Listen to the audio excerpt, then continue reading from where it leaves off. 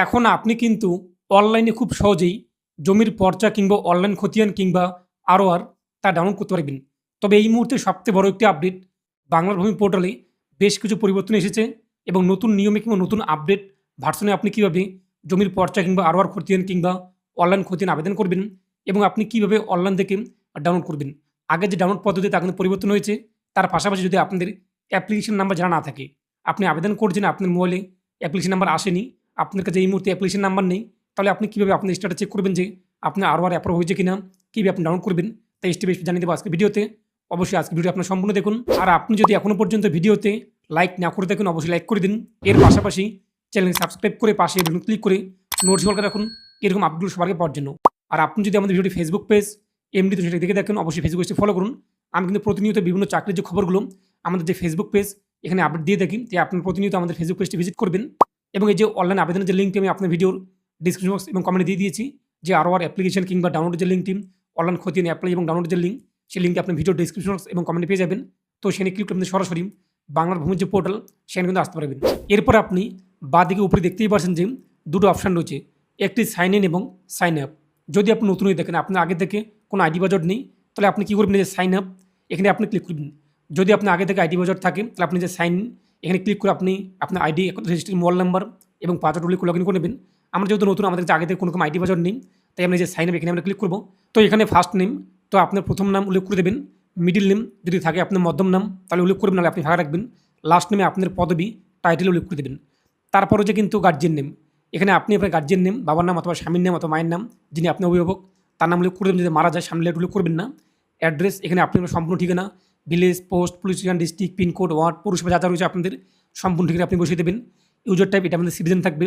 পৌরসভা যদি আপনি শহর এলাকায় বাস করে থাকেন, পৌরসভার নাম বসিয়ে দেবেন। আপনি যদি গ্রাম এলাকায় বাস করে থাকেন, একটা ব্লক এরিয়া, তাহলে আপনি যে পৌরসভা এটা আপনি ফাঁকা রাখবেন। পুলিশ স্টেশন আপনার থানার নাম কী রয়েছে তা লিখে দেবেন। ডিস্ট্রিক্ট কী রয়েছে তা লিখে দেবেন। পিনকোড কত রয়েছে তা আপনি বসিয়ে দেবেন। যদি ইমেল আইডি, আপনার জিমেল আইডি কিংবা ইমেল আইডি থাকে তো উল্লেখ করবেন, না থাকলে আপনি ফাঁকা রাখবেন। মোবাইল নাম্বার, এখানে আপনি আপনার সক্রিয় মোবাইল নাম্বার বসিয়ে দেবেন। যদিও এখানে বলা হয়েছে কিন্তু আধার লিঙ্ক মোবাইল নাম্বার কিংবা ব্যাঙ্ক অ্যাকাউন্টের লিঙ্ক মোবাইল নাম্বার সমস্যা নেই, যেমন একটি আপনি মোবাইল নাম্বার বসিয়ে দিন। পাশে আপনি যে ফাঁকা জায়গায় এখানে ক্লিক করুন। ফাঁকা জায়গায় ক্লিক করে আপনার মোবাইলে কিন্তু ওটিপি আসবে, সেই ওটিপি আপনি এখানে বসিয়ে দেবেন মোবাইল ওটিপি ঘরে। তারপর যে পাসওয়ার্ড, তো আপনি কী পাসওয়ার্ড রাখতে চান সেই পাসওয়ার্ড বসিয়ে দেবেন। সেই পাসওয়ার্ডটাকে আপনি কনফার্ম করবেন। আপনি special character, number, small letter, upper letter এগুলো আপনি বসিয়ে পাসওয়ার্ডটি তৈরি করবেন এবং সেই পাসওয়ার্ড আপনি কনফার্ম করবেন, পুনরায় বসিয়ে দেবেন। এই পাসওয়ার্ড আপনার লাগবে যখন আপনি আইডি লগ ইন করবেন এবং আপনার যে ইউজার আইডি সেটা কিন্তু আপনার রেজিস্টার মোবাইল নাম্বার, যে মোবাইল নাম্বার আপনি এখানে বসিয়ে ওটি ভেরিফাই করবেন, সেই মোবাইল নাম্বার আপনার আইডি এবং যে পাসওয়ার্ড আপনি রাখবেন সেটা আপনাদের পাসওয়ার্ড। এরপর দেখতে পাবেন ক্যাপচার কোড যা সব আপনার সামনে নিচে আপনি বসিয়ে দিন। এই যে ইন্টার ক্যাপচার কোড, এখানে আপনি সেই ক্যাপচার কোড দেখতেই পাচ্ছেন, তা বসিয়ে দিয়ে সাবমিট এখানে আপনি ক্লিক করুন। তো সাবমিট করতে আমাদের কিন্তু রেজিস্ট্রেশন হয়ে যাবে। তো আপনি যখন রেজিস্ট্রেশন হয়ে যাবে, এরপর আপনি দেখতেই পাচ্ছেন যে বাঁদিকে উপরে সাইন ইন নামে একটা অপশন রয়েছে। এই যে সাইন ইন, এখানে আপনি ক্লিক করুন। তো আমাদের সামনে লগ ইন পেজটি চলে আসবে।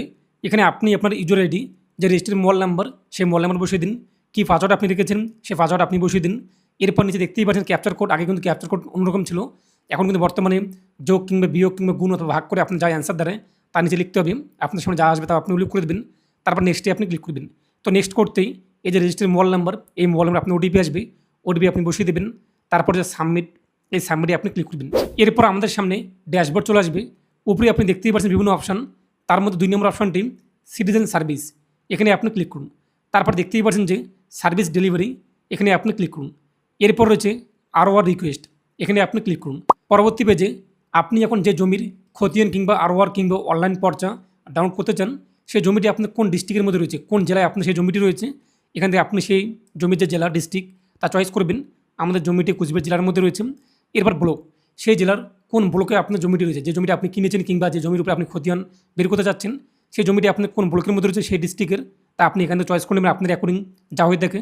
এরপর মৌজা, সেই ব্লকের কত নং মৌজায় আপনার জমিটি রয়েছে, একদায় গ্রামের নাম অথবা মৌজা, আপনি এখান থেকে যা হয়ে থাকে আপনার অ্যাকর্ডিং তা উল্লেখ করে দেবেন। তারপর খতিয়ান নং, তা আপনার খতিয়ান নং কত রয়েছে, যে খতিয়ান আপনি অনলাইন দিয়ে ডাউনলোড করতে চান সেই খতিয়ান নাম্বারটি বসিয়ে দেবেন। যদি আপনাদের অবলিক দেওয়ার পর আবারও খতিয়ান নাম্বার থাকে তা আপনি পাশে উল্লেখ করে দেবেন। আর যদি শুধুমাত্র অবলিকের আগেই থাকে আপনি 3টি অথবা 4টি সংখ্যা ইত্যাদি যা হয়ে থাকে আপনার অ্যাকর্ডিং সেই খতিয়ান নাম্বার আপনি বসিয়ে দেবেন। তারপর যে ফার্স্ট নেম, এই যে জমিটি যার নামে, যে ব্যক্তির নামে এই জমিটি রয়েছে সেই ব্যক্তির নাম উল্লেখ করে দেবেন ফার্স্ট নেমে। লাস্ট নেমে পদবি উল্লেখ করে দেবেন। যদি মিডল নেম থাকে তো ফার্স্ট নেম এবং মিডল নেম প্রথমে উল্লেখ করবেন, লাস্ট নেমে পদবি উল্লেখ করে দেবেন। এরপর তার ফাদার নেম অথবা হাজব্যান্ড নেম অথবা আদার্স তাদের নাম উল্লেখ করে দেবেন আপনার অ্যাকর্ডিং গার্জিয়ান নেম। যদি মারা যায় সামনে লেট উল্লেখ করবেন না, ফাঁকা রাখবেন। এরপর যে অ্যাড্রেস, এই যে ব্যক্তি আপনি যার নাম উল্লেখ করছেন কিংবা যার জমির খতিয়ান আপনি ডাউনলোড করবেন, সেই ব্যক্তির ঠিকানা কী রয়েছে, এখানে সেই ব্যক্তির প্রেজেন্ট ঠিকানা কিংবা পার্মানেন্ট অ্যাড্রেস কী রয়েছে তা আপনি উল্লেখ করে দেবেন। অ্যাড্রেস লাইন 1 আপনি সম্পূর্ণ ঠিকানা উল্লেখ করতে পারেন, village, post, police station, district, pincode, ward যা যা রয়েছে সম্পূর্ণ ঠিকানা। অথবা আপনি কিন্তু অ্যাড্রেস লাইন 1 ভিলেজ, পোস্ট, এরপরে address line 2 police station, district, address line 3 আপনি পিনকোড বসাতে পারেন। তারপর নিচে দেখতেই পাচ্ছেন যে আপনাদের সামনে কিন্তু ক্যাপচার কোড শো হচ্ছে। এখানে আপনার যোগ করে যা দাঁড়ায় এই যে বক্স, এই বক্সে উল্লেখ করে দেবেন। যদি আপনার সামনে বিয়োগ চলে আসে অথবা গুণ অথবা ভাগ চলে আসে, যা আপনার রেকর্ডিং আসে সেটা যোগ বিয়োগ গুণ ভাগ করে যা অ্যান্সার দাঁড়ায় তা আপনি বসিয়ে দেবেন। তারপর সাবমিট, এখানে আপনি ক্লিক করবেন। তো সাবমিট করতেই আমাদের আবেদন হয়ে যাবে এবং আমরা কিন্তু একটি অন স্ক্রিন আপনি দেখতেই পাচ্ছেন অ্যাপ্লিকেশন নাম্বার তা চলে আসবে। এই যে অ্যাপ্লিকেশন নাম্বার কিংবা R1 নাম্বার এটিকে আপনি লিখে রাখবেন অথবা স্ক্রিনশট নিয়ে নেবেন। এরপর পরবর্তীতে আপনাদের এই যে নাম্বার, এই নাম্বার দিয়ে আপনার সার্টিফিকেট কিংবা R1 যে অনলাইন খতিয়ান ডাউনলোড করতে হবে। এখন প্রশ্ন, আপনি আগে আবেদন করেছিলেন কিন্তু আপনাদের অ্যাপ্লিকেশন নাম্বার কিংবা R1 নাম্বারটি লিখে রাখেননি, আপনাদের কিংবা মনে নেই, আপনি স্ক্রিনশট নেওয়া ইত্যাদি কিংবা ফটো তোলা। এখন আপনার করণীয় কী রয়েছে? আপনি কিন্তু আবারও পুনরায় যে খতিয়ানটি আপনি অ্যাপ্লাই করেছেন সেই খতিয়ানটিকে আপনি আবারও পুনরায় এখানে আবেদন করুন। আবেদন করার পর আপনি সাবমিটে ক্লিক করুন। সাবমিট করতে আপনার সামনে স্ক্রিন কিন্তু শো হবে যে অলরেডি আপনি সাবমিট করছেন এবং আপনাদের যে অ্যাপ্লিকেশন নাম্বার তা চলে আসবে। যদি আপনি আগে থেকে সাবমিট করে থাকেন বা আপনাদের অ্যাপ্লিকেশন নাম্বার জানা না থাকে, আপনি পুনরায় আবার সেই খতিয়ানের তথ্য দিয়ে সাবমিট করুন। আপনার সামনে কিন্তু অ্যাপ্লিকেশন নাম্বারটি চলে আসবে। এরপর আপনি কী করবেন, যখন আপনার সার্টিফিকেটটি অ্যাপ্রুভ হয়ে যাবে আপনাদের মোবাইলে এসএমএস চলে আসবে অথবা আপনি কয়েকদিন পর স্ট্যাটাস চেক করবেন, তা জানার জন্য আপনি আবারও ওয়েবসাইটে চলে আসবেন। এরপর সিটিজেন সার্ভিস, এখানে আপনি আবারও ক্লিক করুন। তারপর দেখতেই পাচ্ছেন যে সার্ভিস ডেলিভারি, এই সার্ভিস ডেলিভারিতে আপনি ক্লিক করুন। তারপরে যে কিন্তু সাইন ROR কিংবা PI অথবা PLM কপি, এই যে সাইন ROR PI অথবা PLM কপি, এখানে আপনি ক্লিক করুন। পরবর্তী পেজটি চলে আসবে। এখন আপনি যে অ্যাপ্লিকেশন নাম্বারটি পেয়েছেন আবেদন করার পর, সেই অ্যাপ্লিকেশন নাম্বারটি আপনি এখানে বসিয়ে দিন। অ্যাপ্লিকেশন নাম্বার বসিয়ে দেওয়ার পর নিচে দেখতে পাবেন ক্যাপচার কোড, যার সব আপনার সামনে অ্যান্সার যা দাঁড়ায় যোগ অথবা বিয়োগ অথবা গুণ অথবা ভাগ যা আপনার সামনে আসবে সেই অ্যান্সার আপনি নিচে বসিয়ে দেবেন। তারপর সার্চে ক্লিক করবেন। যদি আপনার সার্টিফিকেটটি অ্যাপ্রুভ হয়ে যায় কিংবা ডিজিটাল সিগনেচার অ্যাটাচ হয়ে যায়, নিচে আপনার সামনে তত চলে আসবে। এরপরে যে ভিউ অথবা ডাউনলোড, এখানে ক্লিক করে আপনি কিন্তু আপনি যে অনলাইন খতিয়ান কিংবা R1 খতিয়ান অথবা যে একটা পর্চা তা ডাউনলোড করতে পারবেন। আর আপনাদের কিন্তু এই যে খতিয়ান, এটাতে আপনারা কোনো রকম সিগনেচার নেওয়ার জন্য আপনি অফিসে যেতে হবে না, এইভাবে আপনি খুব সহজেই ডাউনলোড করতে পারবেন। এর পাশাপাশি আপনি কিন্তু খতিয়ান নাম্বার, এই যে খতিয়ান নাম্বার এটা দিয়ে আপনাদের তথ্য বের করতে পারবেন। যদি আপনাদের একদম অ্যাপ্লিকেশন নাম্বার জানা না থাকে তো খতিয়ান নাম্বার এটা সিলেক্ট করবেন।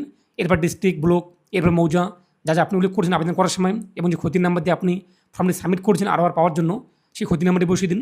নিচে দেখতে পাবেন ক্যাপচার কোড, যার সব আপনার সামনে তা উল্লেখ করে সার্চে ক্লিক করে আপনি দেখতে পারবেন যে আপনার খতিয়ান অ্যাপ্রুভ হয়েছে কিনা। তো আপনাদের যদি R1 কিংবা অনলাইন খতিয়ানে ডিজিটাল সিগনেচার অ্যাটাচ হয়ে যায়, তারপরে আপনি কিন্তু অনলাইন দিয়ে ডাউনলোড করতে পারবেন।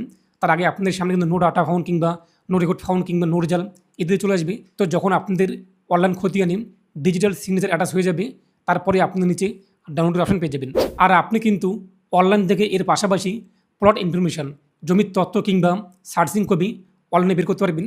তার জন্য আপনি কী করবেন, এই যে সিটিজেন সার্ভিস তার পাশে রয়েছে নো ইউর প্রপার্টি, এখানে আপনি ক্লিক করুন। তারপর নিচে একইরকমভাবে আপনি এখান থেকে নেম ওয়াইজ অথবা একদায় কোড ওয়াইজ সার্চ করতে পারেন। আমরা নেম ওয়াইজ এটা সিলেক্ট করলাম। তারপরে এখান থেকে ডিস্ট্রিক্ট কী রয়েছে আপনাদের তা আপনি সিলেক্ট করুন। এরপর আপনি ব্লক কী রয়েছে এখান থেকে আপনি রেকর্ডিং তা উল্লেখ করে দিন। তারপর আপনার মৌজা কী রয়েছে এখান থেকে আপনি আপনার মৌজা তা উল্লেখ করে দেবেন, যা হয়ে থাকে আপনাদের মৌজা। এখান থেকে আমরা আমাদের রেকর্ডিং মৌজা যা রয়েছে তা উল্লেখ করে দিচ্ছি এবং আপনি কোন ভাষায় তা চাচ্ছেন, বাংলা নাকি ইংলিশ নাকি আসামি দেখতেই পাবেন ইত্যাদি। আমরা বাংলা এটা সিলেক্ট করলাম।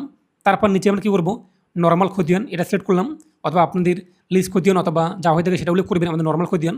এবং আপনি কি আপনার ডাক নাম্বার, প্লট নং দিয়ে আপনি সার্চ করতে চান নাকি আপনাদের খতিয়ান নাম্বার দিয়ে তত আপনি বের করতে চান সার্চিং কপি কিংবা আপনাদের প্লট ইনফরমেশন, আমরা খতিয়ান নাম্বার দিয়ে বের করবো, তাই সার্চ বাই খতিয়ান এটা আমরা সিলেক্ট করলাম। নিচে আপনি কী করবেন, খতিয়ান নাম্বারটি বসিয়ে দেবেন। এরপর আপনি নিচে দেখতে পাবেন ক্যাপচার কোড, যা সব আপনাদের সামনে তা উল্লেখ করে দিন। তারপরে ভিউ, এখানে আপনি ক্লিক করুন। তো নিচে আপনি দেখতেই পাচ্ছেন যে জমির তথ্য আপনার সামনে চলে আসবে, খতিয়ান নং, এরপর সে রায়তের নাম, তার পিতা অথবা স্বামীর নাম, রায়তের ধরন এবং ঠিকানা, জমির পরিমাণ, দাগের সংখ্যা আপনি দেখতেই পাচ্ছেন। আপনি এইভাবে খুব সহজে আপনার যে সার্চিং কপি কিংবা জমির যে প্লট ইনফরমেশন তা বের করতে পারবেন এবং এটিকেও প্রিন্ট করে আপনি যে কাজে আপনার দরকার রয়েছে সেখানে জমা করতে পারবেন। তারপর নিচে আপনি দেখতেই পাচ্ছেন যে জমির তথ্যগুলো এবং কত কত দাগ থেকে কত শতক করে জমির একদা কাটা হয়েছে এবং আপনার দখলে কতগুলো জমি রয়েছে আপনি দেখতেই পাচ্ছেন। এটুকু আপনি এখানে প্রিন্ট করে আপনার কাজে ব্যবহার করতে পারবেন। তো আশা করি বুঝতেই পারলেন আপনি কিন্তু এইভাবে খুব সহজেই অনলাইনে R1 অ্যাপ্লাই করতে পারবেন, তার পাশাপাশি ডাউনলোড করতে পারবেন এবং আপনি কিন্তু সার্চিং কপি কিংবা প্লট ইনফরমেশন অনলাইন থেকে বের করতে পারবেন। এখন প্রশ্ন, আপনি যদি আজকে আবেদন করে দেখেন, এখন দেখতে হবে যে কোন কোন দিন একদা সরকারি ছুটি নেই, সরকারি ছুটি ব্যতীত একদা 7 ওয়ার্কিং ডেসের মধ্যে আপনাদের যে অনলাইন খতিয়ান তা অ্যাপ্রুভ হয়ে যাবে। অনেক সময় তার বেশি লাগতে পারে, অনেক সময় তার কম লাগতে পারে, যেহেতু এখন এই মুহূর্তে অসংখ্য কৃষক কিন্তু জমির অনলাইন R1 কিংবা খতিয়ান কিন্তু ডাউনলোড করার জন্য অ্যাপ্লাই করছে।